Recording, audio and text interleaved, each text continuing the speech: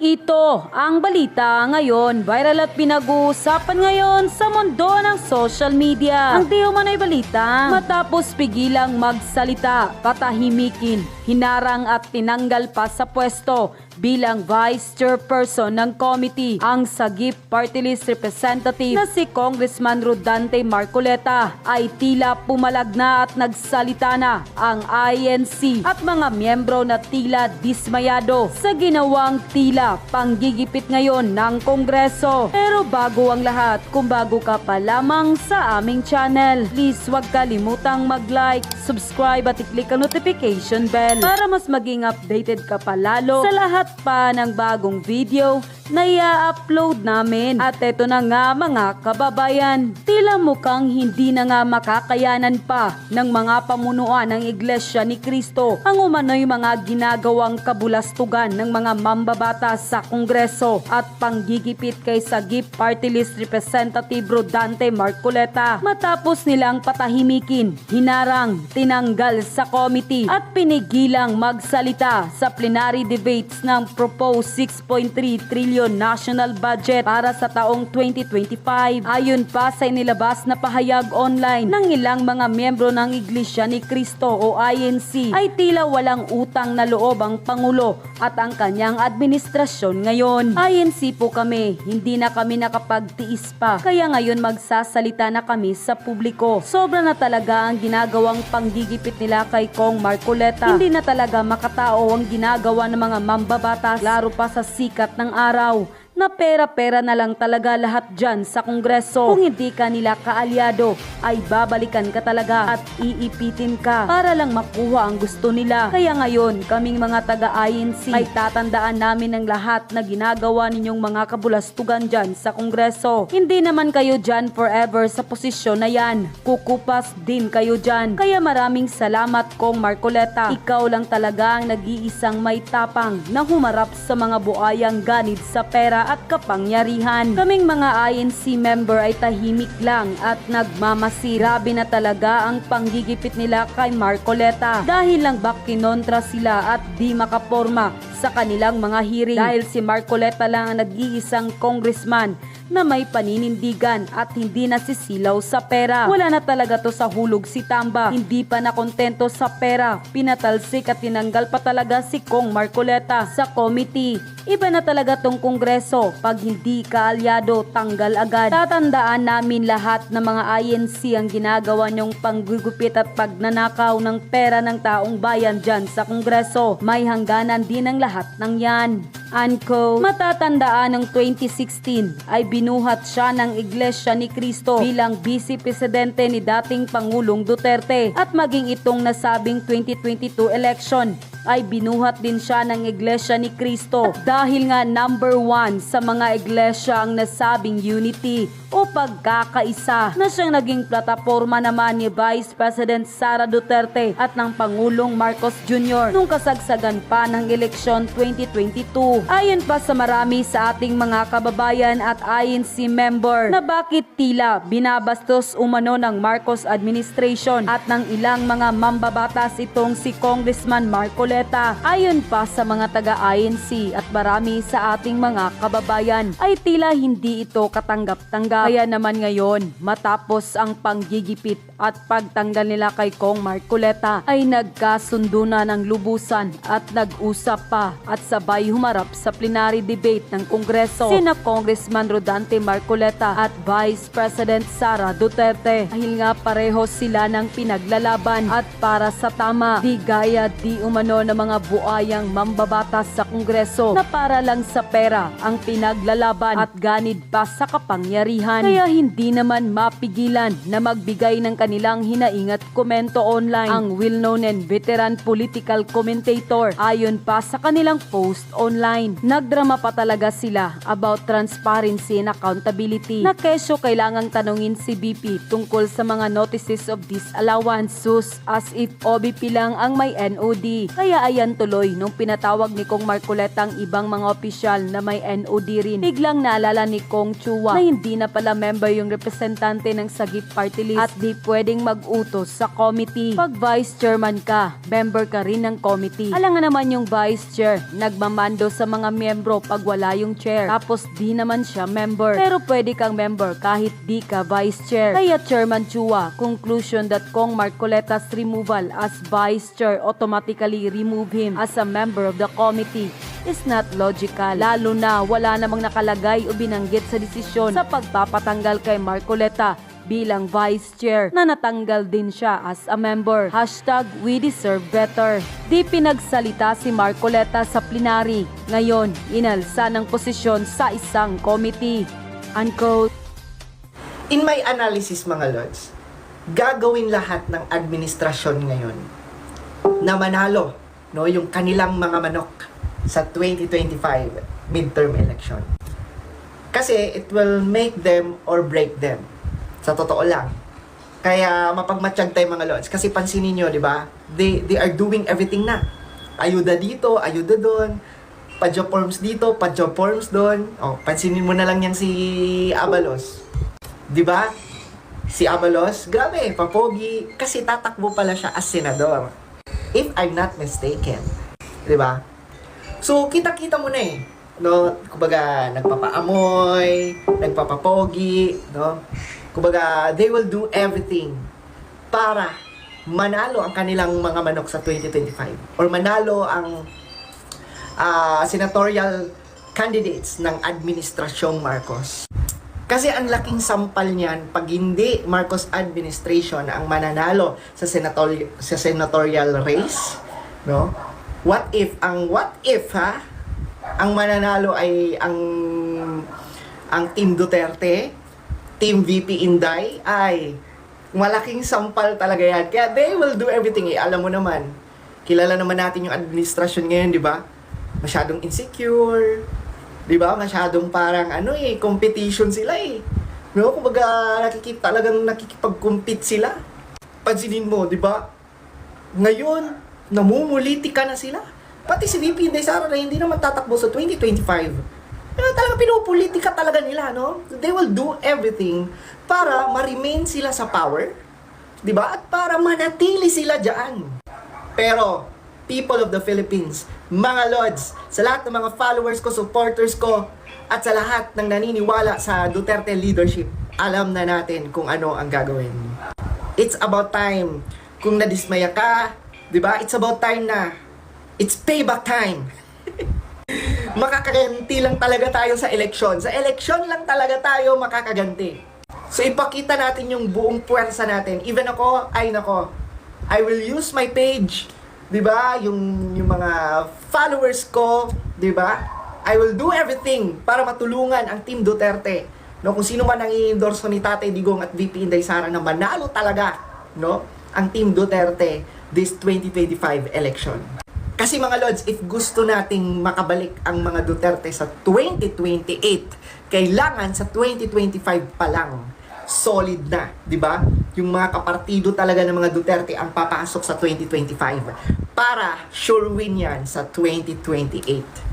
Kasi mga lords, tama na, nakakagigil na yung mga nangyayari ngayon, no?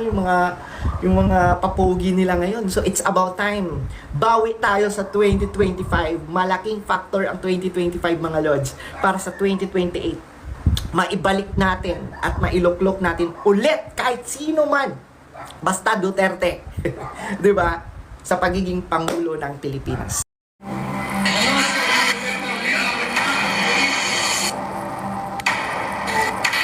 Diyos ka!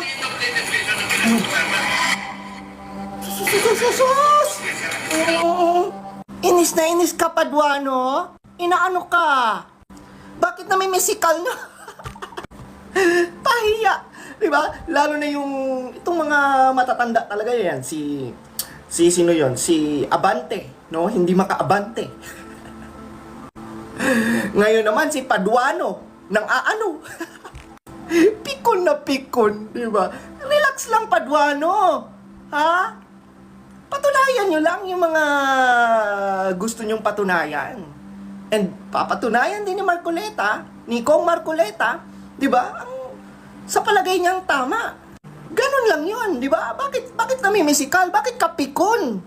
Halata mo talaga mga lods, no? Alam mo, yung si Paduano, bakit yan napipikon? Lalo na yung si Abante. Kasi hindi nila magawa yung plano nila eh. Hindi sila makapag-stick to the plan eh. Diba? Kaya inis na inis sila eh, no? Kasi hindi sila makaporma. Kasi andyan si Kong Marcoleta at andyan si, diba? Former President Arroyo. Grabe talaga ngayon yung Kamara mga lods, no? Grabe talaga ngayon yung mga kongresista. Diba? Kung may nakita kayong anomalya sa paggamit ng pondo, pwede nyo namang idaan yan sa korte. Diba mga attorney kayo? Bakit dinadaan nyo sa pangbubuli? Dinadaan nyo sa drama? Ha? Dinadaan nyo sa pamimisikal? Imagine mo, wala namang ginagawa si Congressman Marcoleta. Pero pinag-iinitan talaga siya. Ganyan ba ang tamang ugali? Ha? Gusto nyo respetuhin kayo, pero kayo nga hindi kayo marunong rumispeto pag hindi sang-ayon sa inyo? Hoy, Paduano, wag kang nang aano. Hindi ka namin kilala. Yung budget ng Vice President, gusto lahat magtanong. Naglululundag lahat na pagtatanungin Tama. ng Vice President Excited na sa excited. kanyang budget.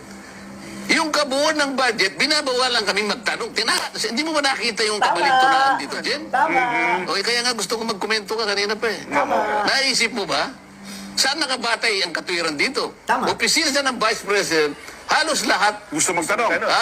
nang gigigil lahat eh. Na magtanong lahat. Tama. Pero yung kabuuan ng budget, nandun na sa plenary debates, ayaw na kami pagtanungin. Tama. Hindi ba kayo nakakahalata niyan? Tama talaga. Good job, Congressman Marcoleta. Yan din naisip ko eh. Sa budget ng OVP, grabe! Lahat gusto magtanong, lahat gusto gigil na gigil, di ba? Kasi nga, gagamitin nila yun eh. Kasi yung iba, tatakbo maging senador, di ba? Grandstanding, drama. Akala siguro nila, kakagat ang mga Pilipino. Pero, sabi nga ni Congressman Marcoleta, pero yung kabuuhan ng budget, di ba? Yung mismong budget na iaano na sa plenary, pinagbawalan na silang magtanong. Pag kay VP Inday Sara na budget alone, di ba? Sa OVP budget alone, lahat gusto magtanong. Lahat gusto na ipatanong. Pero sa buong budget, ha? Hindi nyo ibubusisi? Hindi bawal magtanong? Ay, iba naman pala kayo. Iba naman pala talaga. Kaya, I'm with Congressman Marcoleta eh. Di ba? Yung paninindigan niya. Dapat fair kayo. Di ba? Kung grabe nyo gisahin ang proposed budget ng Office of the Vice President, bakit hindi pwedeng gisahin ang kabuuhan ng budget? Ha? Sumagot kayong mga buhaya kayo. Kung makabutatak kayo sa proposed budget at sa budget ng OBP, grabe, kulang na lang, 'di ba? Pati sentimo, 'di ba? Ipapa-audit nyo. Pero yung mga budget ng ibang mga ahensya, yung kabuuan ng budget, ha? Hindi nyo ipapabusisi. Bakit? Mapupunta na naman iyan sa mga collection nyo, sa mga bags and watch. Marcos, nagkausap na ba ulit kayo amid sa mga nangyayari na ito? Wala. Hindi naman kasi kami talaga nagkausap niyan. Hindi kami magkaibigan. Unang-una, nagkakilala lang kami dahil naging running mate kami. So, bago pa man kami naging running mates, hindi na kami nag-uusap. Nagkausap lang kami during campaign at dahil sa trabaho noon, wala ngayon. Pero ma'am, kailan po yung last na Ang pag-uusap? kaibigan ko talaga si Senator Amy Marcos. Kilala niya ako since Panila. Pero ma'am, kailan po yung naging last na pag-uusap niyo po ng Pangulo? Nung nag-tender of nag-resignation, yun yung last na nagkausap kami ni President. Ma'am, do you think kung si President Marcos magsalita para sa inyo, baka maayos kaya itong nangyayari dito sa Kongreso? Alam nyo, kasi marami hindi na kilala sa akin, pero mag-share ako konti ng ugali ko. Hindi ako humihingi ng tulong. Alam yan ng tatay ko, naging mayor siya, naging president siya. Hindi ako humihingi ng tulong. Kaya nga kanina kung nakita ninyo, Kaya nga kanina kung nakita ninyo, lumapit ako kay Congresswoman Gloria Arroyo. Sinabihan ko siya, ma'am, huwag ka na magpa-stress. Dahil dito sa ginagawa nila sa akin, kaya ko ito. don't stress yourself about it. Yan din ang sinabi ko kay Congressman Marcoleta. Hindi ako humingi ng tulong. Tama, that's VP Inday Sara. Naalala niyo mga lods, during campaign, naalala niyo lang, kasi naalala ko eh, during campaign, walang ibang bukang bibig si VP Inday Sara, no? Kundi, tulungan nating maging presidente si PBBM. Di ba? Kumbaga siya pa ang tumutulong, no? Pansinin niyo, talagang si VP Inday Sara, kasi alam ni VP Inday Sara yung worth niya eh. Alam ni VP Inday Sara yung value niya. So, hindi siya namimilit, di ba? And at the same time, hindi siya humingi ng tulong. Lalo na sa mga politiko, hindi. Kasi alam ni VP Inday Sara, no? Alam niya sa sarili niya na tama at maganda ang kanyang resultang nagawa. Di ba? Kahit nung mayor pa siya ng Davao, and right now, no, Vice President ng Pilipinas, she knows, no? Alam na alam niya ang kanyang value. Alam na alam niya, no, ang kanyang paninindigan. And nakakalungkot lang mga lord, sobrang andaming tinulungan ni VP Inday Sara na manalo. Sobrang andaming mga politikong ginamit ang kanyang pangalan, 'di ba? Para lang manalo, 'di ba? At para lang maluklok sila ngayon, no, sa pwesto. And nakakalungkot lang kasi isang iglap, 'di ba? Talagang tinalikuran nila si VP Inday Sara. Anyway, sabi pa nga nila, that's politics. But what's more important, solid at parami ng parami. Actually, marami na, pero I'm pretty sure mas dadami pa ang suporta na makukuha ni VP Inday Sara. Baka never again na to be with the Marcoses. Oh, never again. Never again. Why, ma'am? Sit down tayo. Ma'am, last question na lang. Never again to the Marcoses. Tama. Diba? Sundin natin si VP Inday. Kasi sinabihan na tayo ni Tatay Digong dati. Na-remind tayo ni Tatay Digong dati ang tigas-tigas ng ulo natin. Diba? So ngayon, wala na tayong magagawa. But VP Inday Sara na mismo ang nagsasabi, never again. Diba? Never again. Sayang lang mga lods yung chance na, diba? Yung chance na ibinigay natin sa mga Marcoses. Diba? Even ako, no? Kasi ako, believer ako ni Apo Lakay. Diba? Yung ama ni PBBM. We thought, magagaya niya yung kanyang ama. We thought, mapapababa niya yung kuryente, tubig. Kasi di ba yun naman talaga yung strength, di ba? Yun naman talaga ang strength kuno ng mga Marcoses, di ba? Yung tubig, yung kuryente. Pero look at us right now, di ba? Anyway, wala na tayong magagawa eh. Ayan, andyan na yan eh. What's more important, ang pinaka natuto dito si VP Inday. Diba? Kasi tayo, support lang naman tayo kay VP Inday Sara eh. But what's more important, natuto si VP Inday at nakita ni VP Inday ang mga totoong kulay ng nasa paligid sa kanya. And that's very important, no? Para nang sa ganun, kasi tayo full support tayo kay VP Inday. Para sa next na gagawing hakbang ni VP Inday, sa mga next na susuportahan niyang mga tao, tama na kasi natuto na si VP Inday. What if the Vice President is able to provide all the supporting documents? What if finally she is able to come up with the requisites required in order for you to consider that all these funds are eventually allowable and they are not disallowed? And chances are she may be able to do that.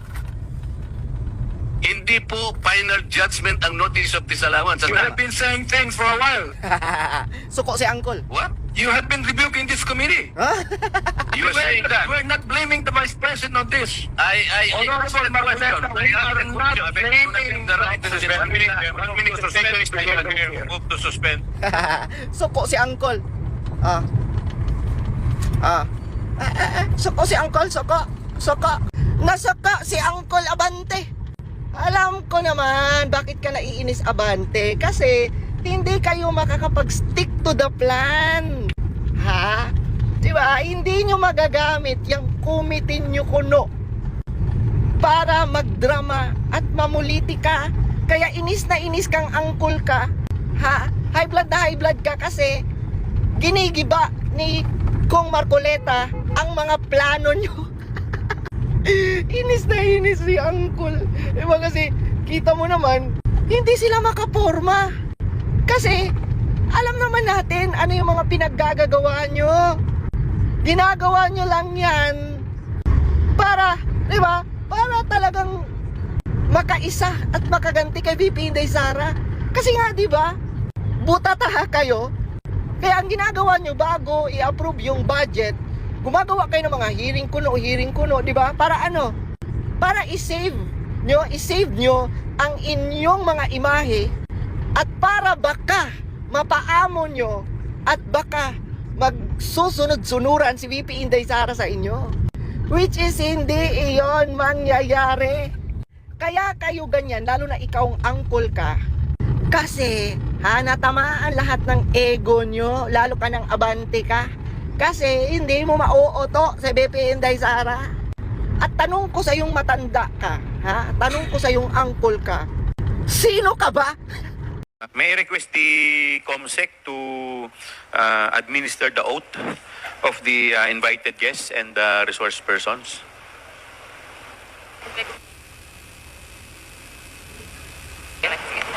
Thank you, Your Honor. To all the resource persons invited, kindly stand up and raise your right hand, please. Representatives and resource persons from the Office of the Vice President, COA, and DBM po. Thank you, ma'am. Mr. Chair, Yes, the Honorable yes, Vice when you President. sent a letter to the Office of the Vice President, you attached a copy of the rules Okay. in aid of legislation. Yes po. Yes, sir. Nakalagay po doon na witnesses lang po ang ino-oath. Sabi niyo po ngayon sa amin, resource persons kami. Ang ano po, considered as resource person po. Ang ano po. Kayo po. Kaya nga po. Yes po. Lahat po ino-oath po. Yes. Apo. Nakalagay po sa rules ninyo, witnesses. Nakalagay po dito ngayon sa table, resource persons. Hindi nyo mauoto si VP Inday. Lahat po naman kayo, lahat resource person pa eh. Wala pa naman po tayong tinatawag na, lahat po considered as resource person pa. Right. Opo. Ang nasa rules ninyo, witnesses lang po ang nag-o-oath. Wala po kayong rules sa resource persons. Declares 1 minute suspension.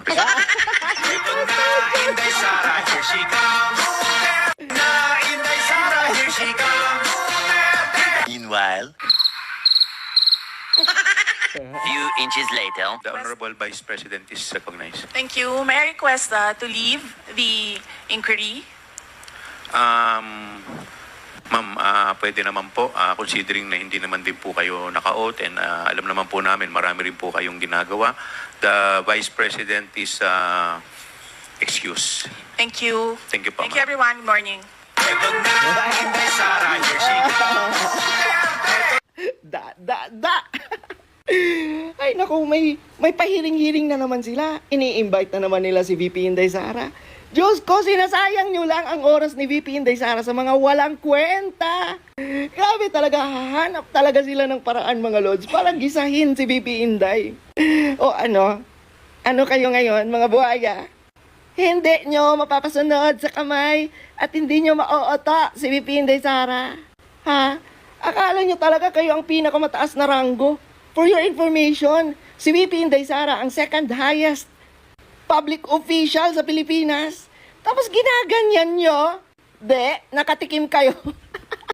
At yun na nga mga kababayan, ano na ang masasabi mo? Kung mayroon kayong hinaing at komento patungkol sa balitang ito, please comment down below. Pag-uusapan natin yan sa comment section. At kung nagustuhan nyo ang video, ay huwag kalimutang mag-like at i-share na din para mas marami pang makaalam at umabot ito sa marami sa ating mga kababayan. Maraming salamat po!